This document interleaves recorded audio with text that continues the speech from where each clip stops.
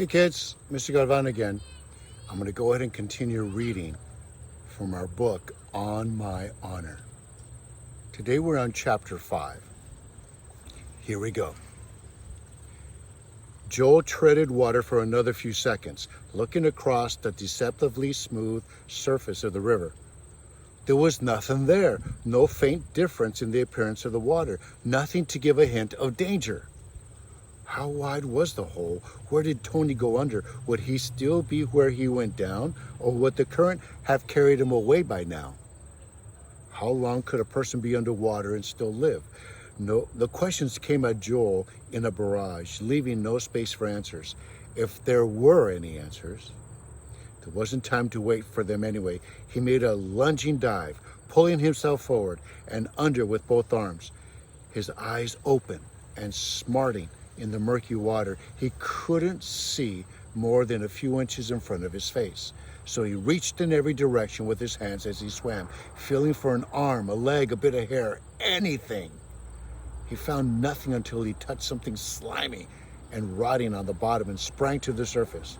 He ducked under the water again, reaching on every side, looking and feeling until the river sang in his ears and he burst through the light, pulling raggedly for air. The current could have pulled Tony downstream. He let the river carry him a few feet farther on and tried again.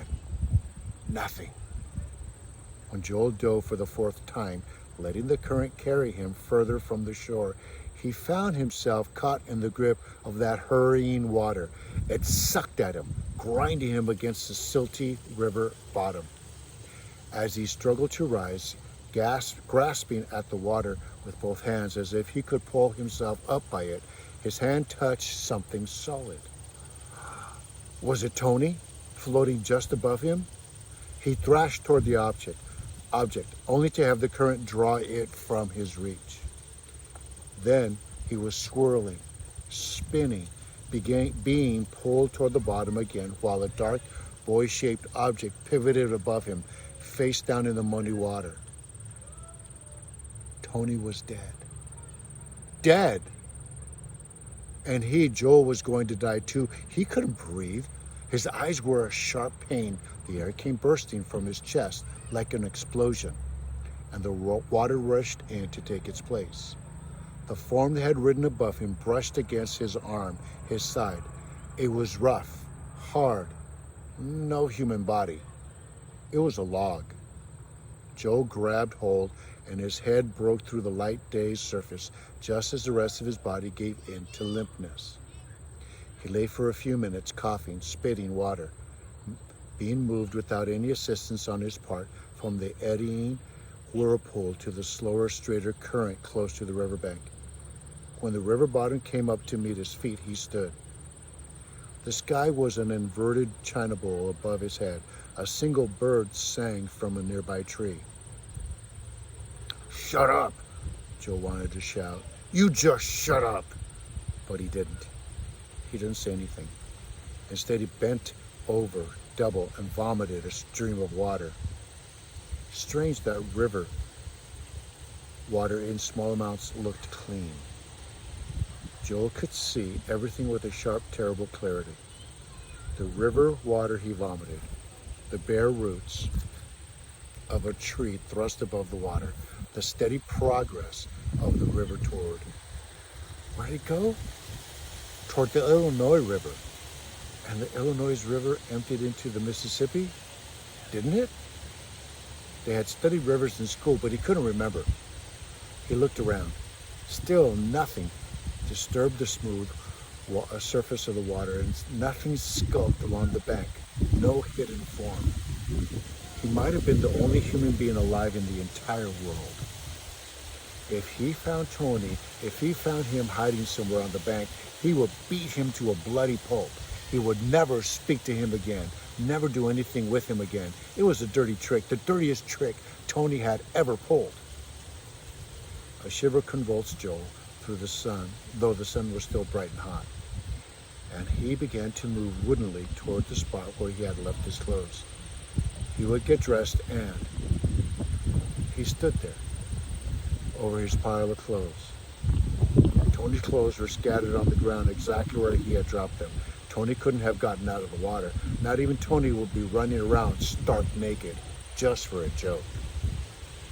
Joel turned back to face the river again, squinting against the sunlight that glinted off the rippling surface. It wasn't possible. It couldn't be. It was all a terrible dream from which he would awaken any moment. Far above him, a car rumbled across the bridge. "Wait!"